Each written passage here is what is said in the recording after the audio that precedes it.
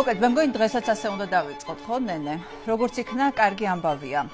მეგობარი აქტი კონგრესმა მიიღო და 359 ხმით გავიდა.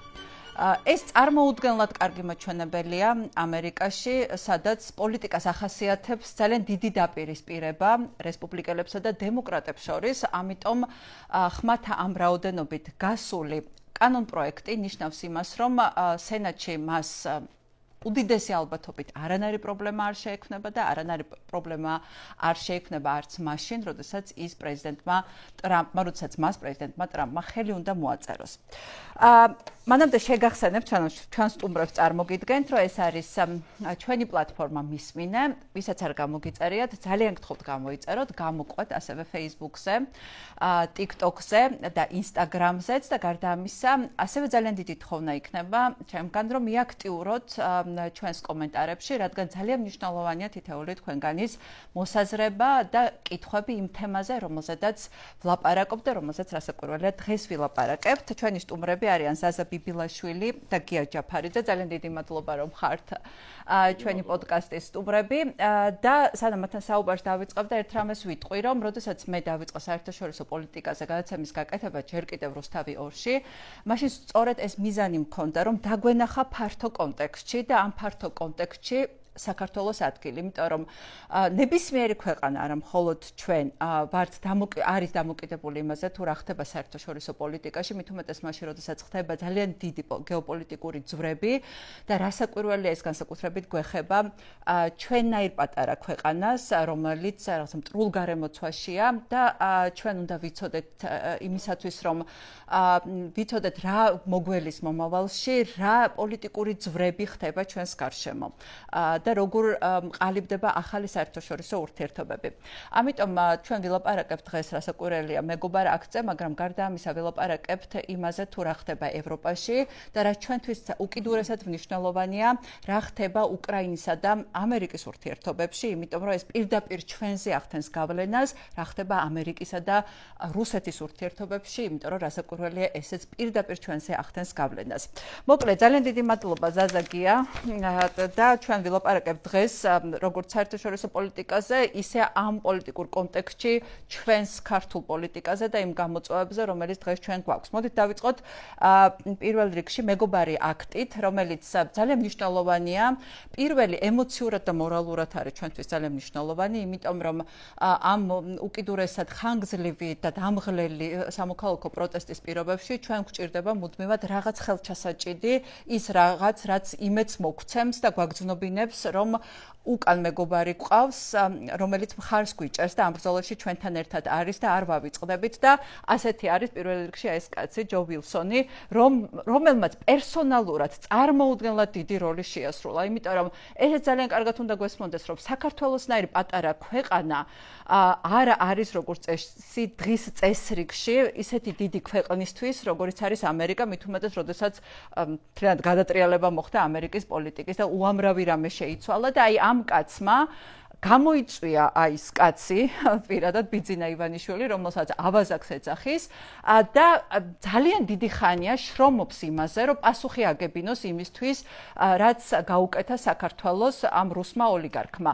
ამიტომ ჯო ვილსონის დამსახურება პერსონალურად არის უკიდურესად მნიშვნელოვანი, რომ ბოლომდე გაიტანა ეს ამბავი, ჩვენ ვაკვირდებით ამ პროცესს, როგორ მოხდა მისი ინიცირება, როგორ შეიცვალა ერთი კანონპროექტი, მეორე ტიპის, თქვათ, კანონპროექტი ჩინაარსი იცვლებოდა ამ ხნის განმავლობაში და საბოლოო ჯამში კონგრესში მან მიაღწია, რომ ორპარტიული მხარდაჭერა ჰქონდა ამ კანონპროექტს.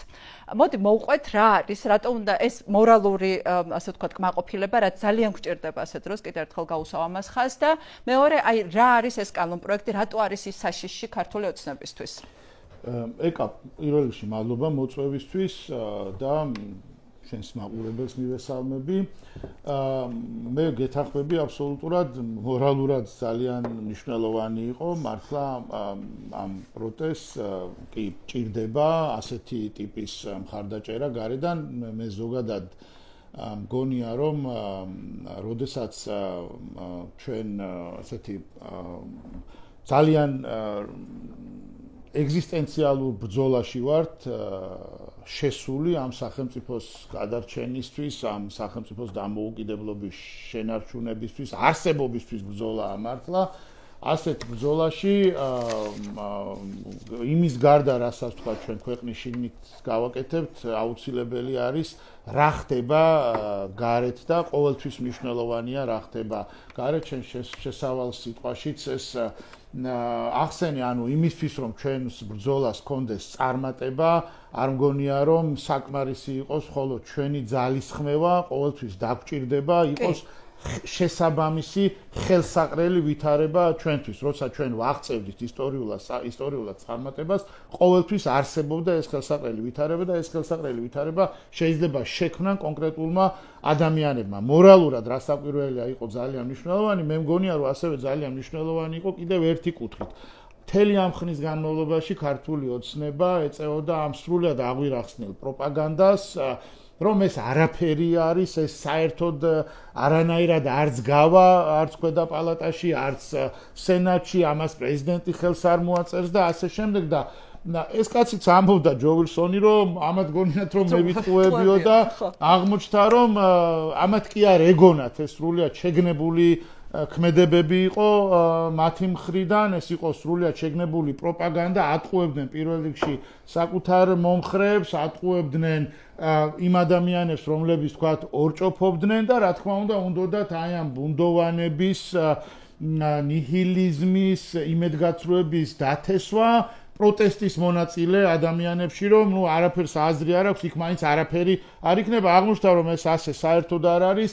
წარმომადგენელთა პალატაში მართლა ძალიან დიდი უმრავლესობით გავიდა ამერიკის შეერთებულ შტატებს საქართველოს მიმართ აქვს ორპარტიული პოლიტიკა და ეს კიდევ ერთხელ დადასტურდა დემოკრატებიც და რესპუბლიკელებიც საქართველოსთან მიმართებაში ხა ოდნავი შეიძლება რაღაცა გადახრა არსებობდეს, მაგრამ სინამდვილეში ღერძი არის სხვადასხვა ორპარტიული მხარდაჭერა ძალიან დიდი ხანია აღარაფერს აღარ ქონია. ძალიან დიდი კი, იქ ძალიან დიდი პოლარიზაცია. ამიტომ ამ ფონზე, ამ პოლარიზაციის ფონზე ასეთი ტიპის მხარდაჭერა ნიშნავს, რომ არ არსებობს განსხვავებული აზრი საქართველოს თაობაზე.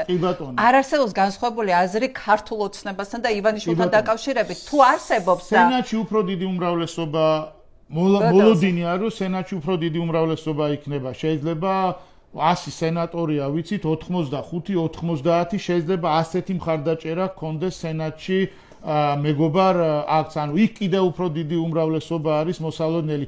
მაშინ ეკა ისიც უნდა აღვნიშნოთ, ვინ აღმოჩნდა ასე ვთქვათ უმცირესობაში, ვინ მისცა ხმა 42 კაცი.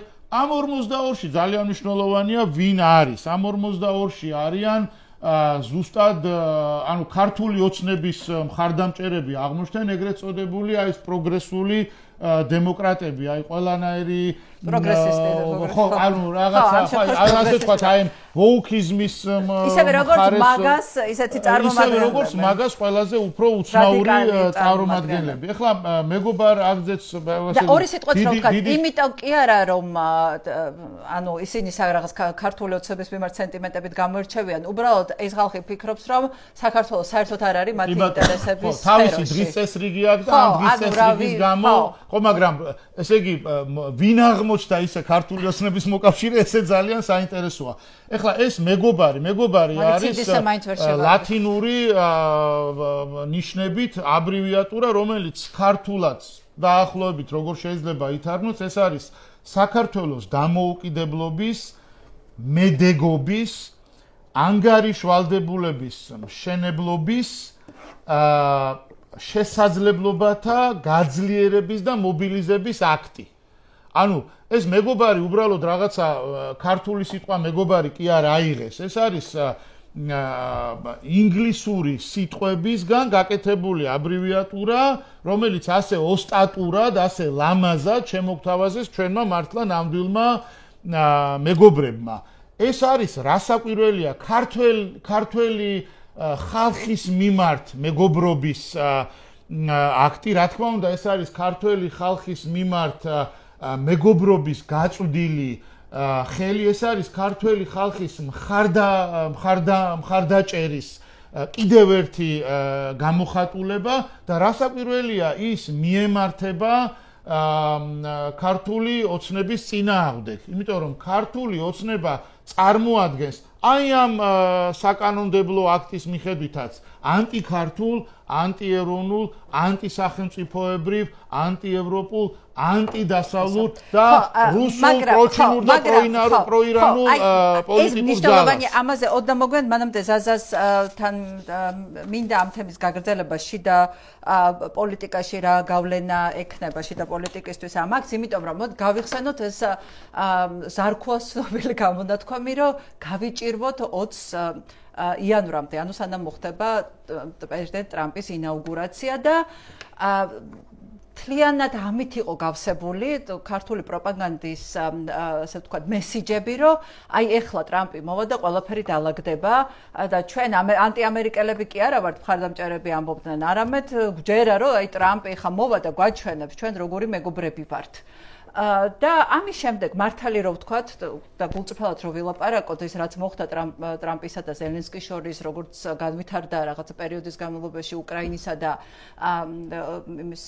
ამერიკის ურთიერთობა ეს მართლა გვაძლევდა რაღაცა მართლა იყო დეპრესიის საფუძველი ხო და ამ პერიოდშიც არ იყო დიდი ძვრები ასე ვთქვათ არც აქეთა მხარეს არც ქართული ოცნების სასარგებლოდ არც ჩვენ სასარგებლოდ და მას შემდეგ არ ვიცი ეს დამთხევა თუ რა მოხდა მაგრამ რაც უკრაინის თემა დაიძრა პოზიტიური მიმართულებით და რუსეთთან მიმართებით გაჩნდა გაცილებით დიდი კრიტიკა პირადად ტრამპის მხრიდანაც და მისი ასე ვთქვათ ადმინისტრაციის წევრების მხრიდანაც გამოცოცხლდა მეგობარი აქტის გარშემოც მოვლენები და დამტკიცდა კონგრესში და ველოდებით უკვე სენატში არის დარეგისტრირებული. ანუ ერთი კითხვა ეხლა რითი და ანუ რამდენად დიდი დარტყმა იქნება ეს პროპაგანდისტვის, ყველა სიტუაციიდან შეუძლიათ გამოძრომა, მაგრამ მაინც, იმიტომ რომ დღეს ვნახეთ როგორ დღეს კი არა გუშინ ყრილობის შემდეგ, რომ არც ერთი ეს ქართული ოცნების წევრი არ გაუჩერდა არც ერთ ჟურნალისტს იმისათვის რომ პასუხი გაეცა, აი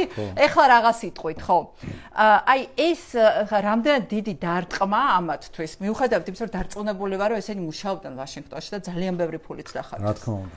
ეკა პირველ რიგში დიდი მადლობა მოწვევისთვის და მინდა წარმატება უსურვო ამ პროექტს და ამ პლატფორმას რაღაც გაჭირვების ხანაში შევდივართ რაღაც პერიოდით და საჭირო იქნება ასეთი პლატფორმების და მე მგონი ერთ-ერთი პირველი და მსხვილი ხართ ამ მიმართულებით წარმატება და მყარად ყოფნა ხო პირველად ვარ აქ და კეთილი იყოს ჩემი ფეხი რაც შეეხება ხა ამ თემატიკას ბუნებრივია ყველა ჩვენგანი 2-3 თვის განმავლობაში ვიყავით ცოტა დაძაბული ვინაიდან რბილად რომ თქვათ არათანმიმდევრული მესიჯები მოდიოდა შეიძლება პირიქით თანმიმდევრული მესიჯები მოდიოდა და ჩვენთვის მიუღებელი მიმართულებისა და სულისკვეთების თუმცა ყველაფერი გამოიკვეთა ჩამოყალიბდა და ეხლა უკვე თითქოს მყარად დგას იმ რელსებზე რომელიც ახლოს არის საღაზრთან ახლოს არის კოლექტიური დასავლეთის როგორც ამის თქმა უყვარ ჩვენს ერთმოწმუნეებს კოლექტიური დასავლეთის კოლექტიურ ინტერესებთან და შესაბამისად საქართველოს ინტერესებთან. ეხლა ამათ პროპაგანდას რაც შეეხება ენას ძვალი არ აქვს, ეხლა ის პოლიტიკური ძალა თუ კონგლომერატი თუ ბუკეტი რაც გინდა დავარქვათ ბუკეტი ტოქსიკური რა თქმა უნდა რომელსაც არანაირი რაღაც პოლიტიკური თავმოყარეობა არ გააჩნია მოვიდნენ იმ განაცხადით რომ იყვნენ სოციალისტები, მემარცხენეები, შევიდნენ ევროპული სოციალისტების პარტიაში, იქიდან პანჩურით რომ გამოაგდეს, მე აღმოჩნდა რომ უცებ ულტრამემარჯვენეები არიან და თურმე ეხლა ცდილობენ რომ აი საოჯახური ტრადიციები დაიცვან, ქრისტიანული ტრადიციები და ასე შემდეგ. რომელიც ერთის და მეორეს მათთვის არის ფარისევლობა, არის მხოლოდ და მხოლოდ რაღაც პოლიტიკური მიზანშეწონილობიდან გამომდინარე მიღებული იმწუთიერი გადაწყვეტილება და რაც თავარია ნაკარნახები მოსკოვიდან ეხლა ესენი არის ფულის ხალხი ესენი არიან ადამიანები რომელსაც ფულს გადაუხდით და რასაც გინდა დაავალებ ერთ დღეს სოციალისტი იქნება მეორე დღეს ოკასიო კორტესის მრევლი იქნება და მესამე დღეს ღმერთმა უწყის კიდევ რა ეხლა რა თქმა უნდა ესენი შემოატრიალებენ პროპაგანდას რაღაცას კიდევ იტყვიან ეს დაიწყეს ერთი რუსებთან ერთად დაიწყეს იმის როგორც კი ტრამპმა დაიწყო ესეთი განცხადების გაკეთება რომ რუსებს იმედი გაუცრუდათ ზუსტად ერთი დღის გამოტოვებით თქვენს ერთი და იგივე კობახიძემ და ხო პესკოვმა რომ deep state-ი ამარცხებს ტრამპს ხო ერთი და იგივე მესიჯი აქვს მე დარწმუნებული ვარ რომ ეს მესიჯი შემთხვევით არ ემთხვევა ერთმანეთს ამაზე ჟურნალისტური გამოძიებების გაკეთებულა აი ფაქტმა გააკეთა შარშან თუ სწორად მახსოვს როგორ ემთხვევა ქართული ოცნების მესიჯები შინაარსით ფორმით და დროით რუსულ ანალოგიურ მესეჯებს და ეს მხოლოდ ერთ რამეზე მეტყურებს, ხო? დამთხოვა შეიძლება ერთხელ იყოს შემთხვევით და ეხლა ეს თუ თანმიმდევრულად ხდება და სისტემატურად ხდება, უკვე დამთხოვა აღარ არის, ამას ჩვეულებრივად აკეთებენ რუსები და ამათ მესიჯებად უგზავნიან. ასევე უგზავნიან განაწილებულ როლებს, ხო? ვიღაცამ პრემიერის რანგში უნდა გააკეთოს ცოტა სერიოზული სახით, ვიღაცამ ცირკის მასხარის თუ კლოუნის სიტყვებითა და რა ქვია იმითი უნდა გააკეთოს. ესეთი როლი დაგესრებულია აქვს. სუპერ კომიკური ფორმით, მაგრამ დღეს ცხადია ისინი ძალიან დიდ გაჭირვებაში არიან.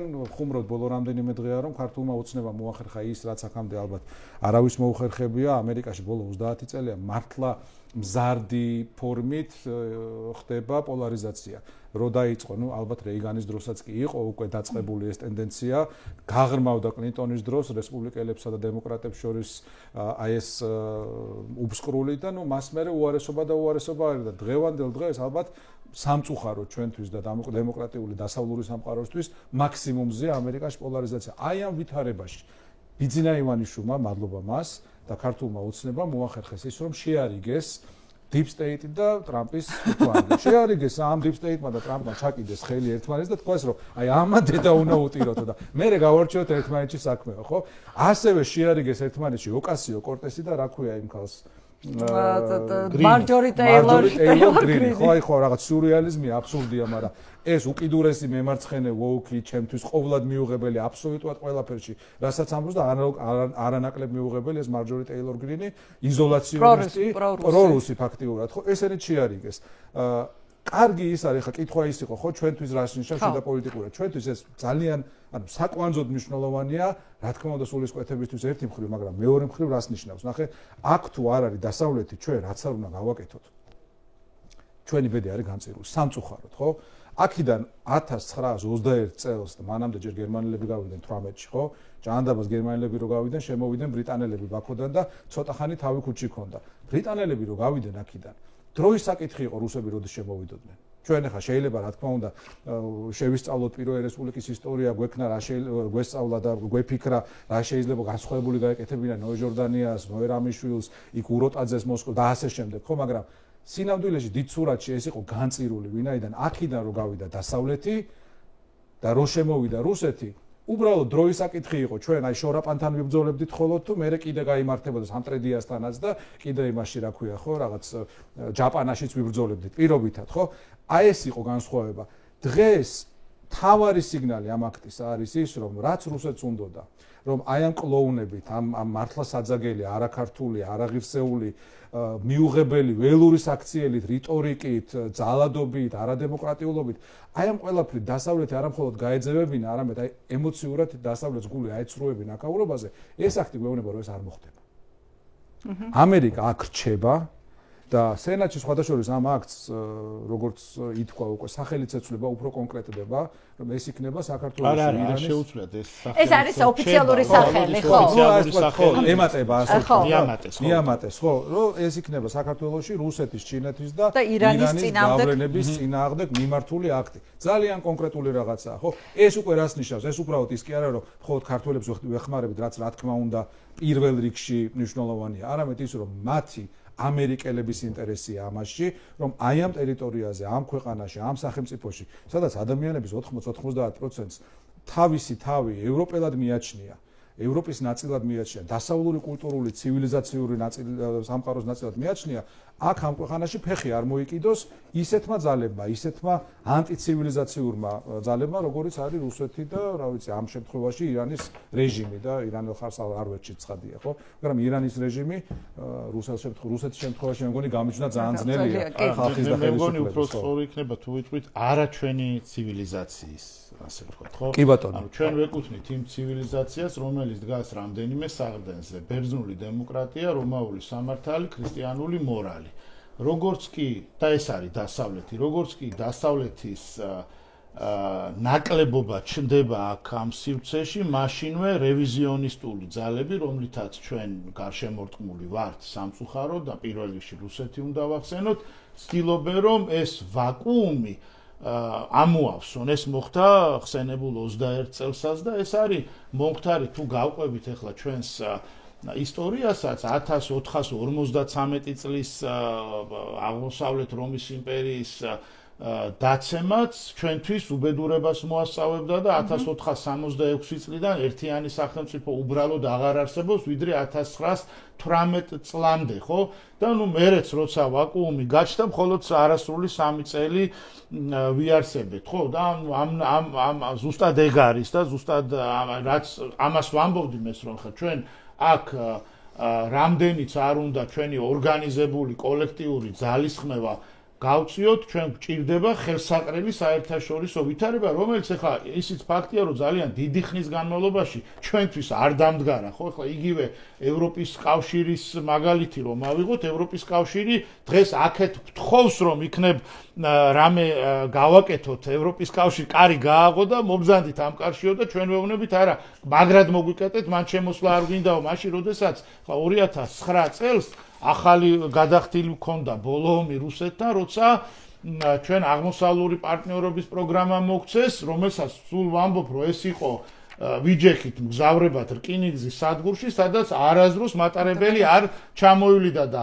პერსპექტივას, ევროპულ პერსპექტივას არ გვიწერდნენ, არ ჩაგვიწერეს ასოცირების შეთანხმებაში. ასოცირების შეთანხმება მზად იყო, უბრალოდ ეს გვინდოდა რომ ყოფილიყო ამაში აუცილებლად ჩაწერილო ჩვენ გვაქვს ევროპული იდენტობა და ევროპული პერსპექტივა და ევროპის კავშირი ამაზე უარსამობდა კოცები რომ მოვიდნენ ეგრევე მოაწერეს იმ ტექსტს ხელი რომელიც მათ მზად დახვდათ ჩვენ მოლაპარაკების პროცესში ვიყავით პერსპექტივა იმასაც კი არ გვაძლევდეს როგორ შეიცვალა ჩვენს გარშემო ვითარება და ახლა ესე ვთქვათ რა რას გვეუბნება ევროპის კავშირი ხო რასთან გვაქვს ზოგადად საქმე ევროპის კავშირი და ამერიკის შეერთებული შტატები გვეუბნება რომ ვიყოთ სახელმწიფო სადაც იქნება უსაფრთხოება სადაც იქნება ყველანაირი დაცულობა სადაც არ შეგეშინდება რომ ავად გახდე იმიტომ რომ ხელმისაწვდომი იქნება ჯანდაცვა სადაც გეუბნებიან რომ მოდი ნორმალური განათლება გქონდეს ნორმალური ცხოვრება გქონდეს კონდეს სახლი, კონდეს მანქანა, შეგეძლოს წელიწადში ერთხელ ნორმალურად დაისვენო, შეგეძლოს შვილები გააგზავნო კარგ სასწავლებელში, რომ კარგი განათლება მიიღონ, ხო?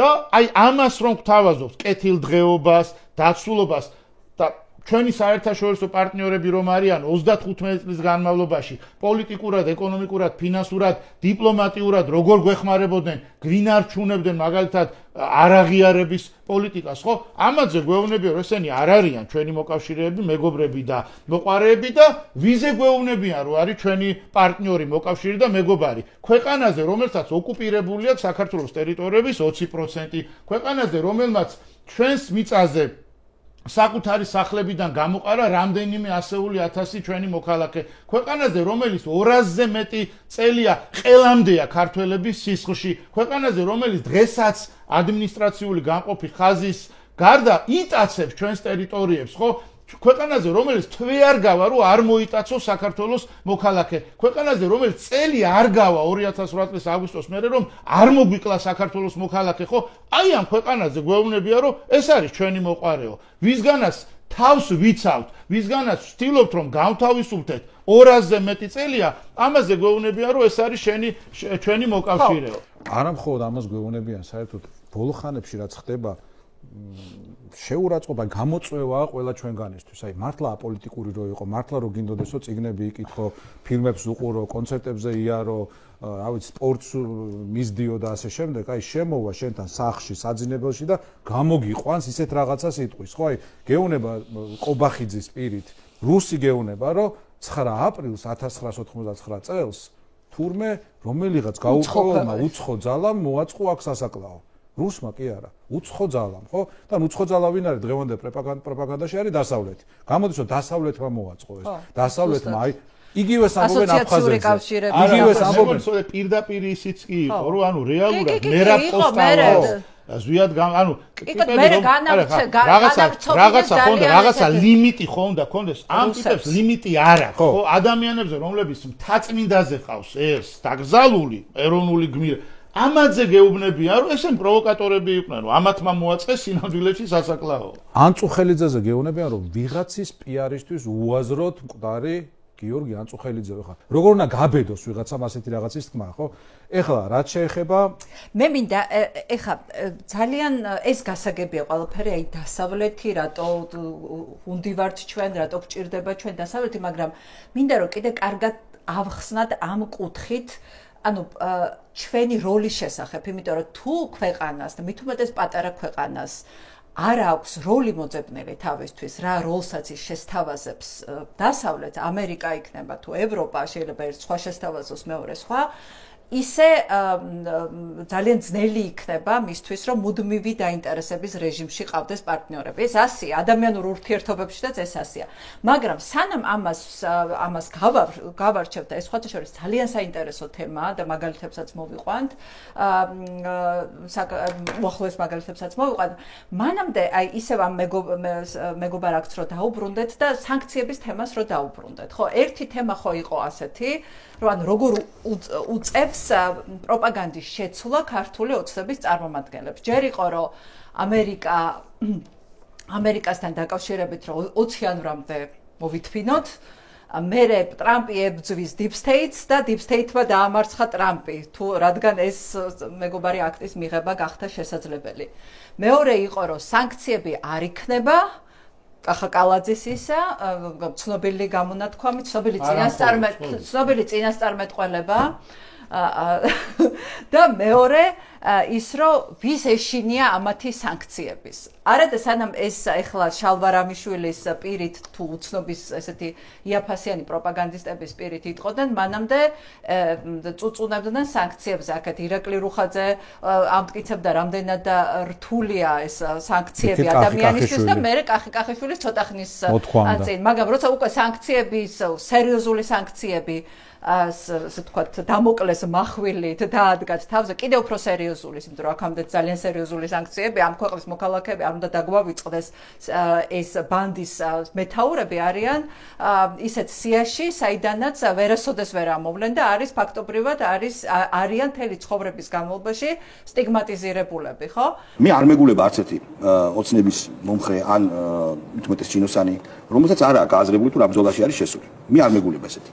და არ მეგულება ადამიანი, რომელშიც ესეთი აქტები ან ესეთი დემარშები Deep State-ის მხრიდან ან Deep State-ის შემადგენელი ნაწილების და სხვა ქვეყნიდან არის მოულოდნელი. როცა ხარ დამოუკიდებელი და სუვერენული, ამას ფასი აქვს.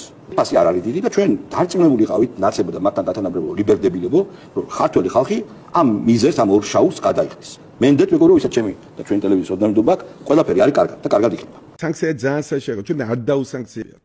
დაასანქციეს ერთი თუ ორი ადამიანი რეალურად ფინანსურად და გადავაგორეთ ძალიან საშიარო ფინანსური სანქციები და თუ არ გძლებთ საშიარო შეხედეთ რა მოვიდათ რუსებს, რა მოვიდათ იმ ხალხს, ვინც რეალურად დაასანქციეს. ერთია რომ პოლიტიკოსი გაუძლებს სანქციებს, ახლა საჯარო მოხელეებს სანქციებს რო ადებენ, ეს რთული ამბავია.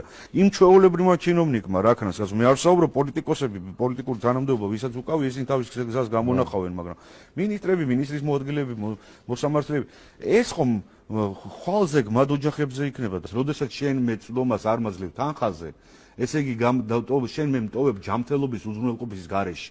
მე ვერც წამალს ვიყიდი, ვერც დაზღვევას გადავიხდი სამედიცინოს და ვერც ოპერაციის ფულს გადავიხდი. ანუ გამოდის რომ მე თუ ავათავარ, უნდა მოუყვდე? როდემდე უნდა ვიჯდეთ რომ ხო სანქცია არაფერი არა. არაფერი არა, როგორ არ არის არაფერი არის.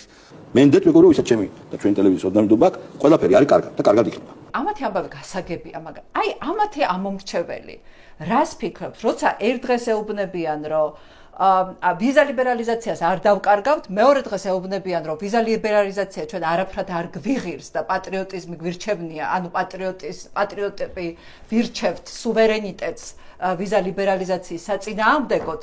ერთ დღეს ეუბნებიან, რომ ამერიკა ჩვენთან არის და აგერ ტრამპი ჩვენთან არის და მეორე დღეს ეუბნებიან, არა, Deep State-მა გაიმარჯვა და ასე შემდეგ. აი რას ფიქრობს ამომრჩეველი? თუ ქონიათ შეხება ასეთი ტიპის ამომრჩეველთან? ძალიან კაი კითხვაა და შევადარებ აი პროპაგანდის მოქმედებას, ცოტა ცხენის გახედვას, ხო? აი ცხენს რო გახედნი, მე ყველაფერს გააკეთებინებ იმას, ხო? ერთხელ უნდა გახედნა იმას, ერთხელ უნდა გადატეხო ფსიქოლოგიურად თუ ემოციურად თუ ფიზიკურად როგორც არის, ხო? ამოსდო ლაგამი და მე იმ ცხენით იჯირითებ, რაღაცებს გადაახტები და რასაც გინდა იზამ, გინდა ჩორთით და გინდა რაღაცნაირად, ხო? ეხლა ადამიანებს რაღაც იდიოტობას ერთხელ რო დააჯერებ და ამის სანაცვლოდ რაღაცა იმას რა ქვია ხეირს რო ანახებ ის პირველი კომპრომისია მთავარი. ის პირველი კომპრომისია ის გახედვის მომენტი და მე მიდის და მიდის ახლა 3, 4, 5 წლის წინააღმდეგ ვინ წარმოვიდგენდით რომ ის ადამიანები, თუნდაც ის ადამიანებიც კი, ვინც დღეს არიან მთავრობაში, ეგრეთ წოდებულ მთავრობაში ივანიშვილთან, ხო? ეგრეთ წოდებული საგარეო საქმეთა მინისტრი, ეგრეთ წოდებული იუსტიციის მინისტრი და სხვანი, ხო?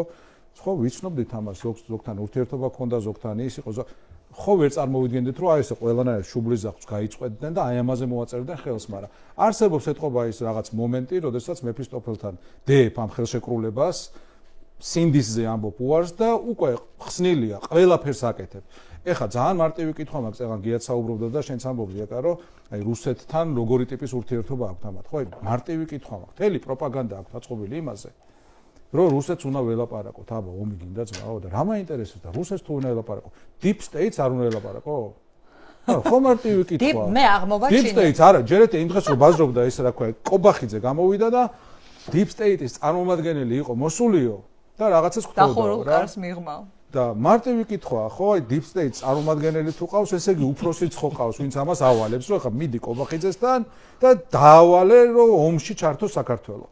და იმ კაცს რატო არ ველაპარაკებით? აი ვინც Deep State-ის წარმომადგენელი კი არა, უფროსია, ხო? პუტინს ველაპარაკებით, კარასინს ველაპარაკებით, პესკოვს თავზე ყველაფერს იზელენ ესენი, ხო? ოღონდ ველაპარაკოთ, აი ველაპარაკოთ მწვანილზე, მაგრამ რაღაც პროცესი იყოს ლაპარაკი. Deep State-ს რატო ველაპარაკებიან? ხო მარტივი კითხვაა, ხო? და Deep State-მა დაამარცხა, უკვე ამერიკაც დაამარცხა, მანამდე დამარცხებული ყავდა მთელი ევროპის კონტინენტი, გარდა ორბანის, ფიცოს და ვუჩიჩის. კი ბატონო. და პუტინის. და პუტინი, ანუ ხო და პუტინს ებრძვის, მაგრამ ეხლა გამოიყვანეს ძალიან მაგარი, მე მგონია რომ ამით ცდილობენ რაღაცა Deep State-ისგან დაიცვან თავი. რაღაცა ბოლო ტენდენცია რომ ვიღაც ქალი ყავთ. ბოლო დღეების განმავლობაში ჟურნალისტებისგან იცავს პარტიის ლიდერებს ვიღაც ქალი. Jokero naționalii de damuhani, zucălati. ბატონო ირაკლი, ეხლა ვისი იმედი გაქვს? რას ფიქრობთ სანქციებს? რასვებით ტრამპთან დავარდით, ვაბრებით ტრამპთან.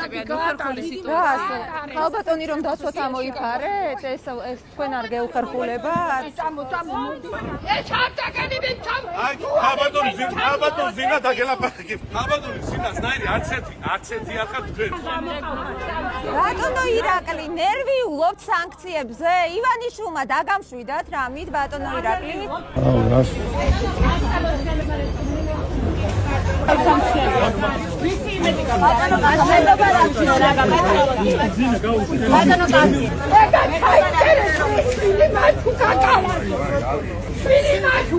ახალი იარაღი გამოიგონდეს Deep State-თან საბრძოლველად, ჩემი აზრით. და როგორ მოხდა, რომ Deep State-მა ყველა დაამარცხა ევროპის კონტინენტზე, ამერიკაც და ზარქვა და ნინო წილოსანი და ირაკლი კობახიძე ვერ. სინამდვილეში, მან ხო დღეს Deep State-ს იტყვიან ხვალ გლობალური ომის პარტიაზე კიდე რაღაცა გლობალური ომის პარტია ბოლო პერიოდში ისე ხშირად ერთმა თქვა უკვე კომბინაცია. კი, გლობალური Deep State-იო, ეგეთი თვითონ. აჰა, ესეთი. ხო, იმიტომ რომ ბოლო დროს მიივიწყა გლობალური ომის პარტია. ეს ხო თავიდან ბოლომდე სიცრუე და ტყუილა, ზოგადად რა არის Deep State-ი? ამას აქვს თავისი განმარტება და ოსმალეთის იმპერიიდან მოდის და კონკრეტულ რაღაცას ერქვა და ეს Deep State იყო ოსმალეთის იმპერიის სადარაჯოზე და მერე თურქეთის რესპუბლიკის სადარაჯოზე. ეს არის სამხედრო, პოლიტიკური და ინტელექტუალური ელიტა, რომელიც თურქეთის რესპუბლიკას ინარჩუნებდა. აქედან არის პოლიტოლოგია. ეს ხო, თუ ესენი ამას იხენებენ პირველ რიგში ამას ამოგვიგდებს. მე სულ ამბობ ეკა და ზაზასთან ამაზე ბევრი გვიკამათია მე და ზაზას პროპაგანდა მუშაობს პროპაგანდას რაზე გიკამათია დაკაცი კამათია აი პროპაგანდი როგორ მუშაობს პროპაგანდა ხო პროპაგანდა მუშაობს იქ სადაც პროპაგანდის მიმღები არსებობს მსურველი არსებობს რომ ეს პროპაგანდა მიიღოს და ეს პროპაგანდა შეიწოვოს და ეს პროპაგანდა როგორ გითხრათ გადაამუშავოს ეს თუ არ იქნება მაშინ პროპაგანდა ვერ იმუშავებს მე მესმის რომ პროპაგანდა მუშაობს ესეთ უფრო განვითარებულ დემოკრატიებშიც, მაგრამ განვითარებულ დემოკრატიებში საბოლოო ჯამში ჩვენ ხედავთ, რომ მაინც ინსტიტუტები მაინც მუშაობს და ვერ აღწევენ აი თუნდაც ისეთი ყველაზე წარმატებული პოპულისტი ლიდერები ვერ აღწევენ ხოლმე წარმატებას. მესმის რომ იმუშავა გერმანიაში, სადაც აკადემიკოსები და ნობელის პრემიის ლაურეატები და ყველაზე უფრო განსწავლულმა ხალხმა მხარი დაუჭირა ჰიტლერს. კი გვაქვს ეს მაგალითი, მაგრამ მე არ მგონია რომ ეს მაგალითი ჰიტლერის შემდეგ ნუ ეხლა ბევრმა დაუჭირა AfD-საც მხარი და იგივე ამერიკის შეერთებული შტატების შემთხვევაში მე ზაზას ვეთანხმები ამერიკის შეერთებული შტატების შემთხვევაშიც მე არანაირი მე ვერ დავინახე მოულოდნელობა სინამდვილეში ყველაფერი შეიძლება რაღაცნაირად უცნაურ რაღაცას ვამბობდე მაგრამ მაინც ჩემთვის მაინც მოსალოდნელად განვითარდა ყველაფერი რაც განვითარდა იმავე პრეზიდენტ ტრამპთან მიმართებაში. მე რისიც მეშინოდა პრეზიდენტ ტრამპის ადმინისტრაციის პირობებში იყო ის, რომ ჩვენ არ დავრჩენილიყავით მისი ყურადღების მიღმა. მაგალითად, პირველი პრეზიდენტობის ვადაში თითქმის 2 წლის განმავლობაში შეერთებულ შტატებს აქ არ ყავდა ელჩი და ეს იყო, როგორ გითხრათ, კარგი სიგნალი რუსეთისთვის, რომ აქ გაემყარებინა ავტორიტარული რეჟიმი და რუსული გავლენები. მე ამის მეშინოდა, თორემ არც სიმართლე გითხრათ, არც აი ზელენსკი ტრამპის პაექრობა და არც ყველაფერი ის როგორ განვითარდა მოვლენები უკრაინასთან მიმართებაში, ჩემში არ იწვევდა იმ შიშებს, რაც ზოგადად გამოიწვია მესმის საქართველოში მოქალაქეთა უმრავლესობაში. ხო ვნახეთ, რომ ყველაფერი საბოლოო ჯამში მივიდა იმ კალაპოტამდე, რა კალაპოტშიც უნდა მისულიყო ის, რომ უკრაინას სურს ომის გაჩერება, ის, რომ ევროპასაც სურს ომის გაჩერება, ამერიკის შეერთებულ შტატებსაც სურს ომის გაჩერება, ეს ხო ნათელია. ერთადერთი, ვისაც ომი უნდა, ეს არის პუტინი. მარტო პუტინს უნდა ომი და საბოლოო ჯამში ხო მივიდა იქამდე, სადაც მივიდა. ესეთი რყევები ამერიკის შეერთებული შტატების საგარეო პოლიტიკას ახსოვს პირველი მსოფლიო ომის დროს, ახსოვს მეორე მსოფლიო ომის შემდეგ 46 წელს, 47 წელს, 48 წელს, მერეც ახსოვს 70-იან წლებში, ახსოვს მერეც. იგივე თქვა პრეზიდენტ ობამას ადმინისტრაციის პირობებში, ხო, ახლა პრეზიდენტ ობამას ადმინისტრაციამ თუ ჩვენ ქვეყანას ავიღებთ, ხო, შეიძლება იმდენი ზიანი მიაყენა, რამდენიც ახლა მე ბევრ შეიძლება არ მიუყენებია. მაგალითად, ქართული ოცნება არის პრეზიდენტ ობამას გადატვირთვის პოლიტიკის ნაშთი. აი, მე მინდა რომ ეს მომენტი არ ქონდა. არა, დავასრულებ ეკა. ქართული ოცნება გამოიყენებს ნებისმიერ რამეს თავისი პროპაგანდისთვის. გუშინ გეტყოდა რომ იცი რა, აი ტრამპი მოვა ყველაფერი დაალაგდება. შენ თქვი და კი ეგრე იყო და ეს ინფორმაცია არსებობს რომ ძალიან ბევრი მილიონი დახარჯეს რომ ტრამპის ადმინისტრაციამდე მისულიყვნენ, მაგრამ ვერ მივიდნენ. არ გაიღო არც ერთი კარი მათთვის ტრამპის ადმინისტრაციაში. აი დაბალი რანგის ჩინოვნიკებამდეც კი ვერ მივიდნენ. არ მოხდა ასე. დღეს გეუბნებია რომ იცი რა, აი deep state ამარცხებს. ამანაც რომ ვერ დაიჭირა თქვენს რომ ეს პრეზიდენტ ბაიდენის ბრალი არისო, რომ როგორმე ისევ შეეზილონ რაღაცა პირმოთნეობის რაღაცა, არ ვიცი, პიკი კი არა, ზენიტში, სადღაც ასტრალში არიან გასული, აღარ იციან, აი ეს ვულგარული თუ არ ვიცი, ჟარგონული, როგორ შეეტენონ ტრამპს, აი ამას ცდილობენ, მაგრამ არ არის იქით ამ მხრიდან, ხო, აღარ არის იქით ამ მხრიდან, არ არის პასუხი. ნახეთ რა ცრუ დილემა, ახალი ცრუ დილემა მოიტანეს. ვიზა ლიბერალიზაცია და სუვერენიტეტი. ანუ რას მეუბნებია რომ საქართველო უფრო სუვერენული იყო მაშინ, როდესაც არ ქონდა ევროპის კავშირთან უვიზო მიმოსვლა, როცა დენი არ ქონდა, როცა წყალი არ იყო, როცა გაზი არ იყო, როცა ქუჩაში ადამიანები უბრალოდ ხოცავდნენ ერთმანეთს, როცა წარმოუდგენელი კორუფცია იყო. ესე იგი, როცა არა გაქვს კორუფცია, როცა არა გაქვს კრიმინალი, როდესაც ჩვენს პასპორტს პირველად ჩვენს ისტორიაში დაედო ფასი, როდესაც ის მიმზიდველი გახდა, იგივე ვთქვათ ოკუპირებულ ტერიტორიაზე მაცხოვრებელი ჩვენივე მოქალაქე აფხაზისთვის, როდესაც ის მიმზიდველი გახდა ჩვენ სამეზობლოში ყველა სახელმწიფოს მოქალაქისთვის. ყველას მოუნდა რომ ქონოდა ქართული პასპორტი, რატომ? იმიტომ რომ უვიზოდ მიდის ევროპის კავშირში. როდესაც ჩვენ სინამდვილეში სუვერენიტეტი განვიმტკიცეთ, როცა ასეთი სუვერენული შეიძლება მანამდე არასდროს ყოფილვართ, ეხლა მოიტანეს სრულ დილემა რომ არა, მაშინ როდესაც ჩვენს პასპორტს არანაირი ფასი არ ქონდა, როდესაც საკონსულოებში, რიგებში ვიდექით დღეები, კვირეები, თვეები, მაშინ უფრო სუვერენულები ვიყავით.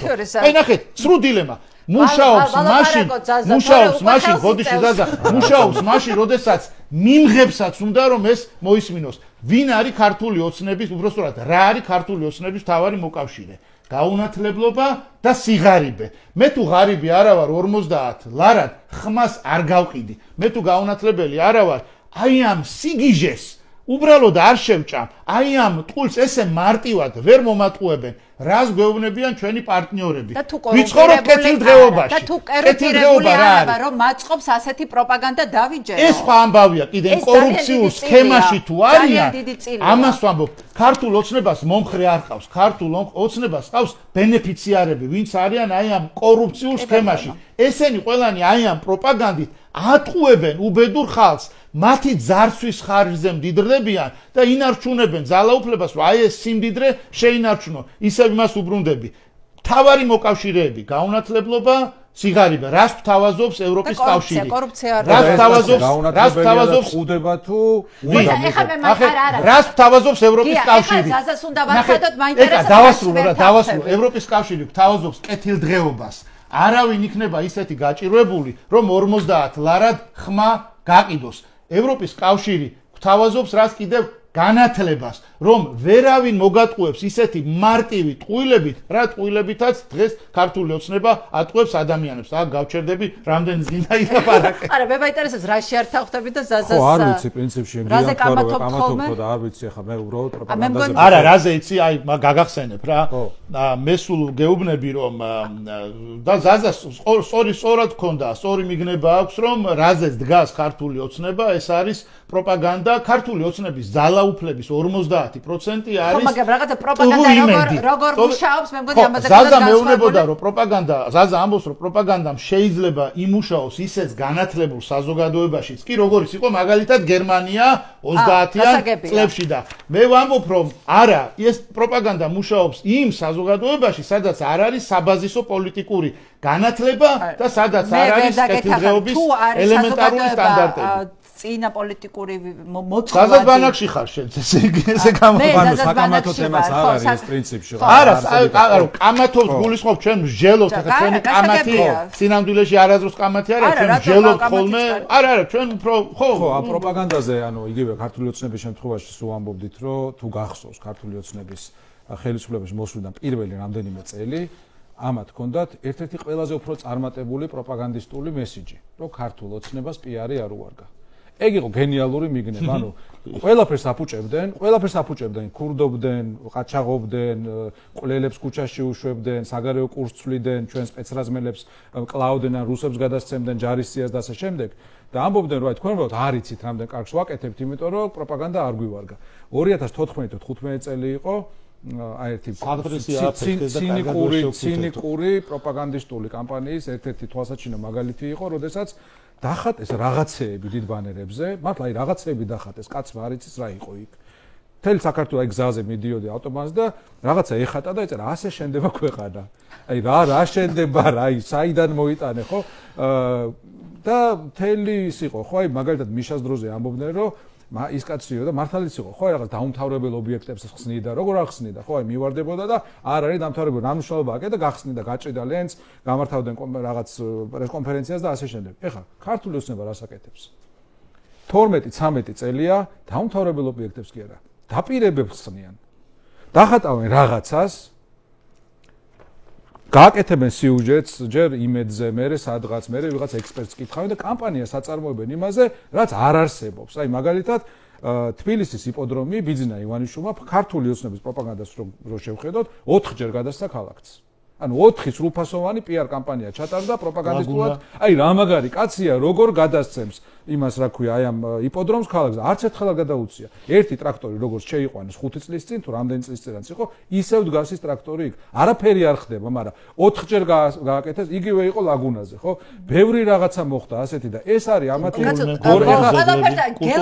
გელათი ინგრევა, ფრესკები ინგრევა და ეს ხალხი აჯერებს თავის მომხრეებს, რომ ისინი არიან ვინც ქართულ ტრადიციებს, ისტორიას და კულტურას იცავს. აუ კიდე ერთ და ამასთან დაკავშირებით ნახე გუშინ უბრალოდ მომიხდა ძველ თბილისში რაღაცა ქუჩებში ფეხით გავლა და ნუ ისეთი ადგილები სადაც მართლა ტურისტები დადიან იქ არიან ძირითადად აი რასაც უყურებ ქართველები არიან ან პოლიციის ფორმაში მყოფი, რა ვიცი, ქართველები ქვიათ თუ რაც ქვიათ და რო ეტყობათ, რომ ეს კრიმპოლია თუ სუსია თუ რაც არის, აი ღიპიანი შავებში ჩაცმული, ყურზე ვიღაცის ბრძანებას ელიან, პირობითად აი ხალხი თუ სადმე შეიკრიბება, რომ იქ მიჩვიდან ხროვასავით. ეგენი არიან ქართველები და დანარჩენი უცხოელები რა და ჩავიარე ქუჩსახელი არ მახსოვს იქ ზუსტად სასულიერო სემინარიის წინ. აქეთ არის სასულიერო სემინარია, აქეთ არის სიონი. სასულიერო სემინარიის პირველ სართულზე გახსნია რაღაც ბარი, სადაც რუსები ნახევრად შიშვლები მღეროდნენ და ქუჩაში ცეკვავდნენ. სიონის შესასვლელთან ხდება ეს სასულიერო სემინარიის პირველ სართულზე. რა მაინტერესებს გონჩაკოვის ფონდი და ეს რა ქვია პრიმაკოვის ფონდი და სამეფო უბნის თეატრს რომ მიადგნე ხო რა თეატრი აი აქ სიონის წინ ხდება ეს სად არის სინოდი სად არის აპატრიარქო სად არის ეს პრორუსები რომლებიც ჩვენს იმას იცავენ მორალს იცავენ ხო აი ამაზეა საუბარი რომ ეს არის პროპაგანდა ხო როგორ მართო ადამიანების ზიზღი როგორ მართო ადამიანების აგრესია და ის წარმართო და მიმართო არასწორი მიმართულებით რაღაც არარსებული საფრთხე წარმოუჩინო საფრთხეთ და რეალური აი აქ სიონის წინ დგას შიშველი რუსი და რაღაც ანუ რაღაცეებს ჩადის ხო და ამ დროს ის ვინც უნდა გამოვიდეს სიონიდან ან სასულიერო სემინარიიდან და ეს უბრალოდ ნუ მინიმუმ თქვას რომ აქ ასე ხმამაღლა და შიშვლები ნუშვებით ხო აი ამ ყველაფერს ის მიდის სადღაც ხვაგან და სპექტაკლს ებრძვის ხო ეხლა რო გავიხსენოთ ეს პროპაგანდა ამათი პროპაგანდა არის საბჭოთა და რუსული პროპაგანდის ბესტოვი საბჭოთა კავშირი ალბათ ერთ-ერთი ყველაზე ბოროტი ექსპანსიონისტური იმპერია იყო კაცობრიობის ისტორიაში და მისი პიარი ეფუძნებოდა რას? შვიდობას. მართლა. აი რო გადავხედოთ, ხო 20-იანი წლებიდან 30-იანი წლებიდან მოყოლებული იდენტურია დღევანდელი პუტინისტური და ქოცური რიტორიკისა.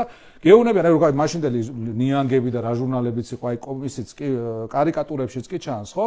არის მაშინ გლობალური ომის პარტია არ ერქვა, თუმცა ეგრეც ეძახდნენ კაპიტალისტური ბლოკი, ბურჟუაზიული ბლოკი, რომლებსაც სურთ გლობალური ომის გაჩაღება სურთ. გლობალური ომის პარტია ქართული ოცნების კუთვნილებაა, იმიტომ რომ თუ დაგუგლა ვიკიპედიაში ის ქართული ოცნების ოღონდ აი გლობალური ომის გაჩაღება სურთ 20-ან 30-იან წლებში აი ბურჟუაზიულ ძალებს და საბჭოთა კავშირს რა უნდა მშვიდობა. ხო, ყოველთვის ამას აკეთებდა, იდენტურია მათი მესეჯები ანუ შედიხარ ქვეყანას იბტყრობ ავღანეთის რუსეთის მესეჯები ავღანეთის დაპყრობა რო დაიწყეს რო შევიდნენ რა იყო ეს იყო საერთაშორისო ვალი ანუ ქვეყანას იბტყრობ და ჩემი საერთაშორისო ვალი ასე ყიდი ხო ანუ ეს არის ძალიან მნიშვნელოვანი ფსიქოლოგიური ფენომენი რომელზეც დგას ხოცი და აბსოლუტურად გეთანხმები წეგან თქვი სხვა შორის ზურა შენ ძმას მაგას ამბობს რომ ეს პროპაგანდა გარკვეულ წრეებზე ხა კი გარკვეულ წრეებს აჯერებენ მაგრამ აი კორუმპირებულ ნოშიკოებს და ვიღაცებს ხა მართლა ხო არ ჯერათ სულელები ხო არიან ხო არ გეტყვის რომ ხო კორუფცია მინდა ნეპოტიზმი მინდა რომ გაზპრომიდან პირობითად კალაძე ხო არ გეტყვის რომ გაზპრომს მინდა ხელშეკრულება დაუდო და 10 მილიონი ჯიბეში ჩავიდა ხო გეტყვის რომ ხო მინდა რომ ღირსეული საგარეო პოლიტიკა მქონდეს და სუვერენიტეტი მქონდეს ანუ ეს არის რაღაც რაც მოირგეს და ეზღა დარჩათ ესეც უნდა გამოვაცალოთ ხელიდან და მე მგონი ძალიან მარტივად შეგვიძლია ამის გაკეთება უბრალოდ ჩვენ ვიმეორებ წლების განმავლობაში ჩემი აზრით ამაზე ხშირად გველაპარაკია არ ქონდა შესაბამისი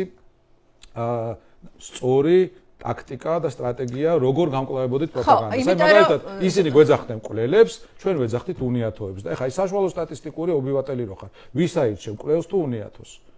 მოძალადეს თუ იმპოტენტს? ხო, ანუ თვითონ პოზიციონირებდნენ, იმ კოცია გამსახურდიას იმის არ იყოს, ხო, სულ ეს ბზენი უნდა იყოს და სულადად მოაჩვენო თავიო და ეს იყო მათი სიბრძნე, რომ თავს თავი მოაჩვენეს ხალხს უნიათოებად და იმპოტენტებად, მაშინ, როდესაც ყველაზე დიდი მოძალადეები არიან დამოუკიდებელი საქართველოს ისტორიაში. ეხლა იმ თემაზე რომ გადავიდეთ, რითაც დავიწყეთ და ნაწილობრივ შეეხე კიდევაც გიამ და მეც ვახსენე და ვაანონსეს ვთქვათ ეს კითხვა, რომ ძალიან მნიშვნელოვანია ქვეყანას კონდეს თავისი როლი განსაკუთრებით ჩვენაირ პატარა ქვეყანას, რომელმაც რაღაცით უნდა დაინტერესოს ხო დიდი სტრატეგიული მოკავშირეები, იმიტომ რომ ჩვენაირი პატარა ქვეყანა მით უმეტეს, როდესაც მეზობლად ყავს დამპყრობელი, ვერ გადარჩება სხვანაირად.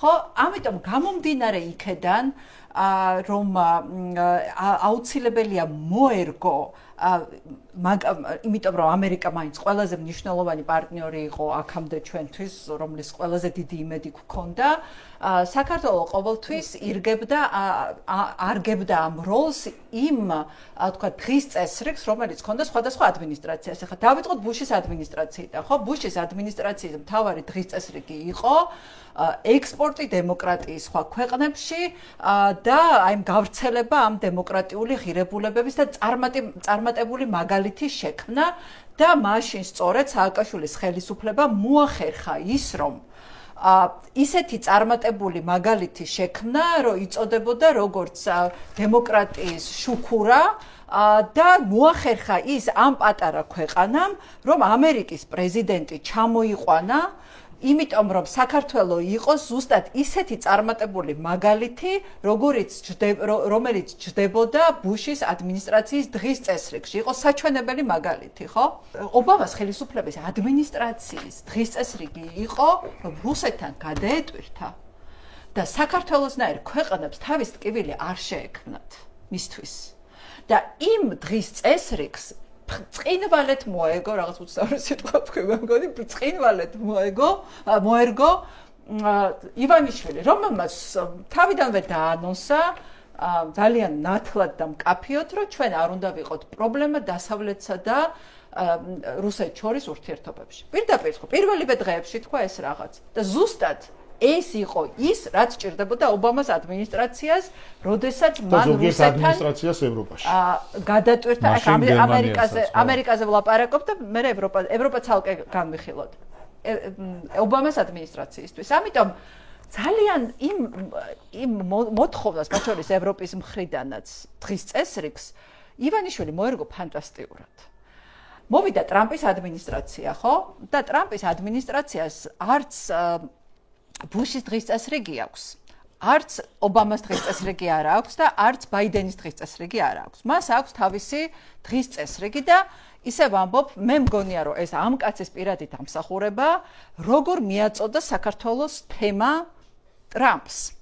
და ძალიან მნიშვნელოვან ორ, ასე ვთქვათ, გამოსვლას გავიხსენებ ამ მეგობარი აქტის ასე ვთქვათ, კენჭისყრის დროს. ერთი არის ეს ბრაიან მასტი, რომელიც არის საგარეო ურთიერთობათა კომიტეტის თავმჯდომარე და მან ესეთი რაღაცა თქვა, აშკარა ისარგებელი, რომელიც პროდასავლურ დემოკრატიულ საქართველოს შეუძლია შემოგთავაზოს შავ ზღვაზე საქართველოს სტრატეგიული მდებარეობა მას ცენტრალურ აზიაში შუა დერეფნის გავლით ვაჭრობისთვის მნიშვნელოვან ქვეყანად აქცევს და შეიძლება დააბალანსოს რეგიონში ირანისა და რუსეთის გავლენა.